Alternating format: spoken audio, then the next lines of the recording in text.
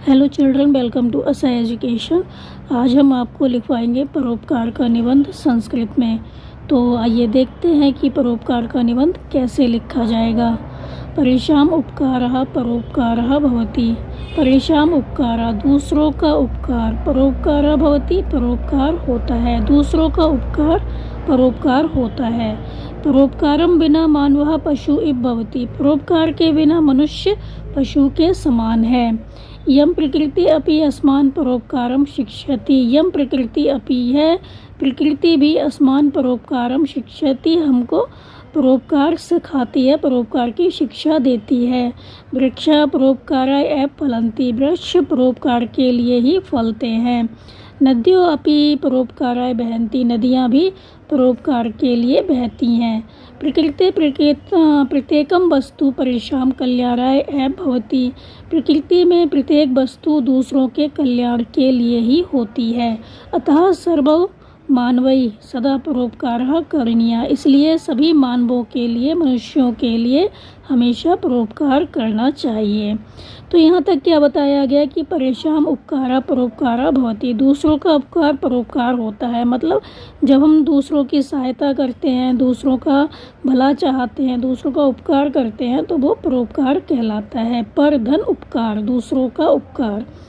फिर है परोपकारम बिना मानवः पशु इव भवति। परोपकार के बिना मनुष्य पशु के समान है। तो पशु क्या करते हैं? सिर्फ अपने बारे में सोचते हैं।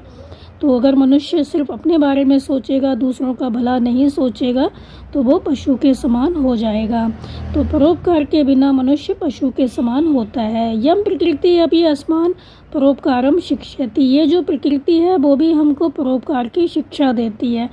तो कैसे देती है? जो वृक्ष होते हैं परोपकाराय एव फलन्ति, परोपकार के लिए ही फलते हैं। तो जो वृक्ष होते हैं उन पर फल लगे होते हैं। तो वृक्ष अपने फल स्वयं नहीं खाते बल्कि और लोग खाते हैं। नदियों अपि परोपकाराय बहन्ति।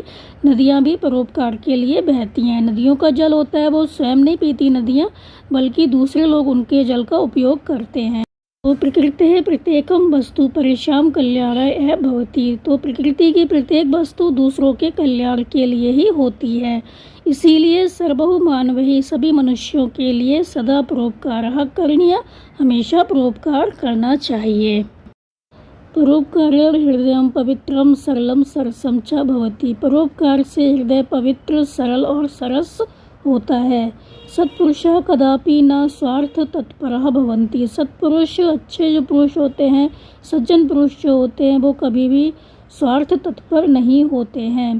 ते परेशान दुखम स्वीयं दुखम मत्वा। वे दूसरों के दुख को स्वयं अपना दुखी मानते हैं। तन्नाशाय यतन्ते, और उनके नाश का प्रयत्न करते हैं। ते परेशान दुखम स्वीयं दुखम मत्वा। वे दूसरों के दुख को अपना मानकर उनके नाश का यत्न करते हैं। ते दीनेभ्यः दानम ददति। वे दीनों को दान देते हैं। निर्धनेभ्यः धनम, वस्त्रहीनेभ्यो वस्त्रम, पिपासतेभ्यो जलम, विभुक्षितेभ्यो अन्नम, अशिक्षितेभ्यो अभ्यश्च शिक्षा ददति। तो वो क्या करते हैं? निर्धनेभ्यो धनम, निर्धन को धन देते हैं। वस्त्रहीनेभ्यो वस्त्रम, वस्त्रों से हीन जो होते हैं, जिनके पास वस्त्र नहीं होते, कपड़े नहीं होते, उनको वस्त्र देते हैं। पिपासतेभ्यो जलम, और प्यासे को वो जल देते हैं। विभुक्षितेभ्यो अन्नम, भूखे को अन्न देते हैं। अशिक्षितेभ्यश्च शिक्षा ददति, और जो अशिक्षित होते हैं उनको शिक्षा देते हैं। एक बार और समझ लेते हैं इसको कि परोपकारेण हृदयं पवित्रम सरलम सरसम च भवति। परोपकार से हृदय पवित्र, सरल और सरस होता है। सत्पुरुष कदापि न स्वार्थ तत्पर भवन्ति। जो सज्जन पुरुष होते हैं वो कभी भी स्वार्थ तत्पर नहीं होते, उनके अंदर स्वार्थ की भावना नहीं होती है। ते परेशान दुखम स्वीयं दुखम मत्वा तन्नाशाय यतन्ते। वे दूसरों के दुख को अपना दुख मानकर उसके विनाश का यत्न करते हैं, प्रयत्न करते हैं। ते दीनेभ्यो दानम ददति। वे दीनों को दान देते हैं। जो दुखी लोग होते हैं, दीन दुखी लोग हैं, उनको दान देते हैं।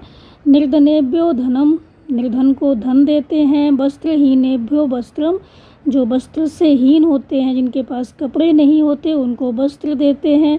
पिपासतेभ्यो जलम, प्यासे को जल। विभुक्षितेभ्यो अन्नम, भूखे को अन्न। अशिक्षितेभ्यश्च शिक्षा ददति, और अशिक्षित को शिक्षा देते हैं। अस्माकं शास्त्रेषु परोपकारस्य महत्ता वर्णिता, हमारे शास्त्रों में परोपकार की महत्ता का वर्णन है। परोपकारादेव भावा अस्ति, परोपकार में क्या होता है? दैवीय भाव है।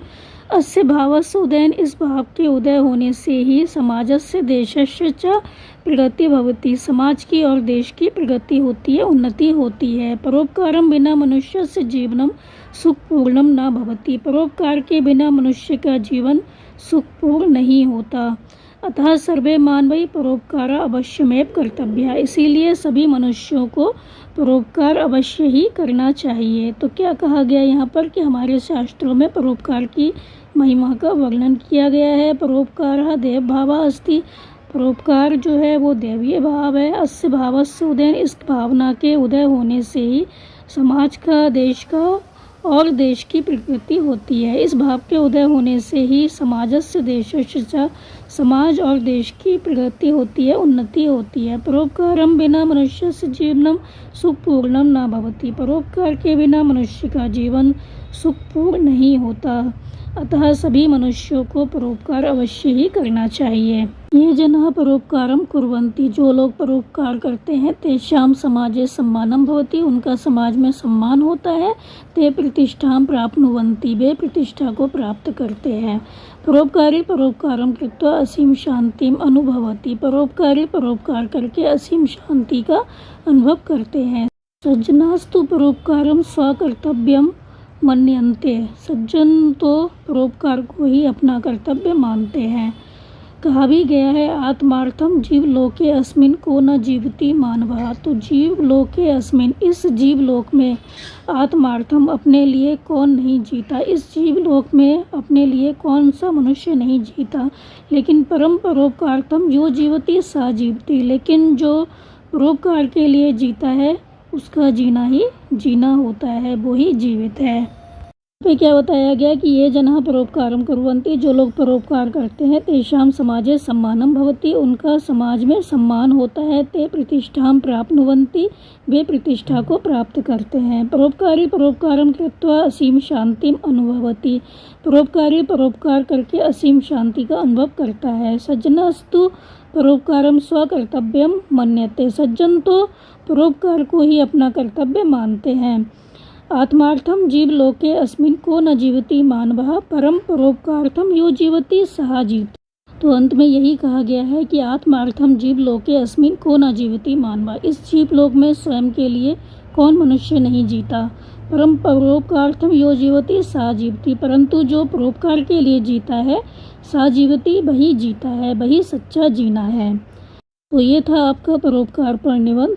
उम्मीद है आपको समझ में आया होगा, तो आप इसको अच्छे से समझ कर याद कर लीजिए और हमारे चैनल असहाय एजुकेशन को लाइक कीजिए, सब्सक्राइब कीजिए और शेयर करना बिल्कुल मत भूला करिए। Thank you.